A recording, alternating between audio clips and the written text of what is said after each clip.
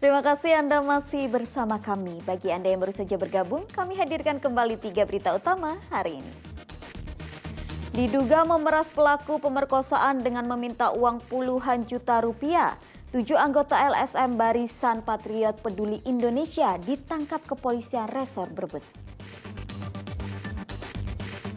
Remaja putri berusia 12 tahun diperkosa hingga hamil oleh 8 orang tetangganya di Banyumas.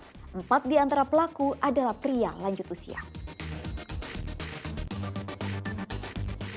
Atraksi barongsai di stasiun memeriahkan perayaan Tahun Baru Imlek.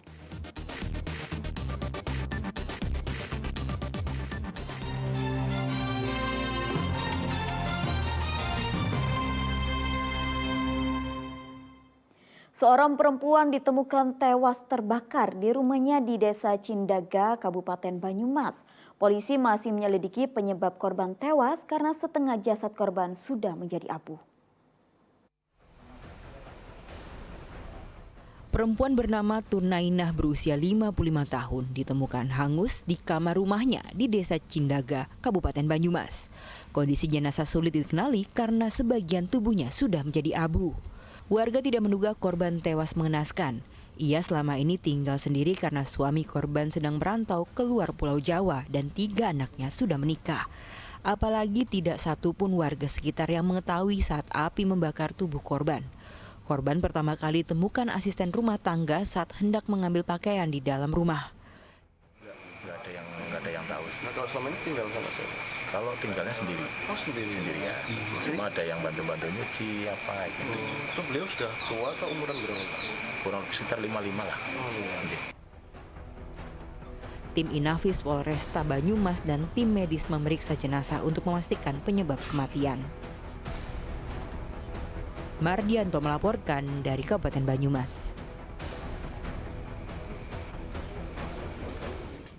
Beralih ke informasi Imlek, Stasiun Kereta Api Purwokerto merayakan Imlek dengan cara berbeda. Petugas menghadirkan barongsai untuk menghibur penumpang kereta. Tak hanya itu, petugas juga bagi-bagi bingkisan berhadiah. Suasana di Stasiun Kereta Api Purwokerto tampak berbeda. Ada kehadiran barongsai yang menyambut para penumpang kereta. Tepat di Hari Raya Imlek, PT Kereta Api Daop 5 Purwokerto sengaja menyuguhkan kesenian barongsai untuk penumpang dan warga sekitar. Barongsai tampil di halaman parkir stasiun hingga ruang tunggu penumpang. Para penumpang kereta pun senang tak menyangka akan mendapatkan hiburan sambil menanti jadwal keberangkatan kereta. Senang, enak, bagus menghibur dan ya itu tadi sih belajar budaya kalau buat saya ya. Iya, karena pas Imlek kayak gini ya. Iya. Jarang-jarang ya di stasiun ada barongsai. Kalau di stasiun saya baru lihat ini, tapi kalau di mall-mall kan sering ya, Iya. berapa ya, atau di tempat-tempat lain lah. Tapi kalau di stasiun saya sih baru lihat ini. Acara barongsai ini kita persembahkan untuk para penumpang dan warga sekitarnya juga. Dan setelah acara barongsai juga kita bagi-bagi angpau ya, seperti biasanya kita mengikuti acara-acara Tahun Baru Imlek. Nanti kita juga memberikan apresiasi kepada para penumpang yang ada kaya aksesnya untuk memberikan angpau. Puluhan bingkisan disiapkan untuk para penumpang kereta. Perayaan Imlek di stasiun sebagai wadah untuk menunjukkan apresiasi atas keberagaman budaya di negeri ini. Mardianto melaporkan dari Kabupaten Banyumas. Malam pergantian Tahun Baru Cina atau Imlek di kota Solo berlangsung meriah. Di Kelenteng Tiekosi misalnya terpasang ribuan lampion.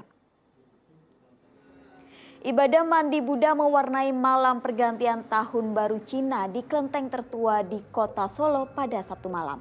Banyak warga yang akhirnya bisa merayakan Imlek dengan bersembayang di kelenteng. Selain masyarakat Tionghoa yang beribadah, warga juga ikut meramaikan suasana Imlek di kawasan Pasar Gede. Pesta kembang api juga memeriahkan perayaan Imlek di halaman Balai Kota. Perayaan malam Imlek tahun ini lebih ramai setelah pemerintah mencabut aturan PPKM pada akhir tahun 2022. Banyak hal menarik berkaitan dengan perayaan Tahun Baru Imlek. Salah satunya lontong cap gome dari Pati. Bagaimana bentuk dan rasanya? Berikut liputannya. Pasar Imlek di Komplek Lenteng Hoktipio, Kabupaten Pati ramai dipadati warga. Berbagai makanan khas Imlek dijajakan, salah satunya lontong cap gome. Rasa lontong cap gome gurih. Makanan ini terdiri atas lontong yang disiram kuah opor dan lodeh dan dilengkapi serundeng dan telur. Penjualnya mengatakan makanan ini biasa disajikan 15 hari setelah Imlek atau tepat di perayaan cap gome. Jadi lontong cap gome itu makanan khas Imlek. Biasanya itu dilaksanakan 15 hari setelah Imlek. Komposisinya misalnya lontong, ada kuah opor, kuah lodeh, serundeng. Yang paling khas itu ada sambal goreng rebungnya. Ada telurnya, jadi pokoknya komplit ini. Harga untuk seporsi lontong cap gome hanya Rp20.000. Jika tertarik, pasar Imlek dibuka hingga 23 Januari 2023. Arif Nur melaporkan dari Kabupaten Pati. Setelah melewati masa revitalisasi, Taman Pracima di Pura Mangkunegaraan Kota Solo akhirnya dibuka. Meski belum sepenuhnya dibuka untuk umum, taman itu diharapkan bisa menjadi objek wisata sejarah di Kota Solo. Inilah Taman Pracima, Taman Peninggalan Mangkunegoro ke-7. Diberi nama Pracima karena taman terletak di barat Pura Mangkunegaran, Kota Solo. Taman ini terdiri dari beberapa bagian, mulai dari gazebo, taman air mancur, kolam, dan rumah makan atau tempat perjamuan. Termasuk dalam revitalisasi Pura Mangkunegaran, Taman Praciman mengusung desain masa lalu dengan memadupadankan kultur Eropa dan Jawa. Meski sudah diresmikan Menteri BUMN, taman ini belum sepenuhnya dibuka untuk umum. Sementara karena kondisi juga masih awal-awal, pembangunan juga masih berproses walaupun sudah tidak seintens kemarin ya. Tapi jadi tentu kita akan buka dengan kuota setiap harinya melalui reservasi. Yang informasi nanti lebih lengkapnya ada di Instagram kami ya, di Instagram pracima.mn.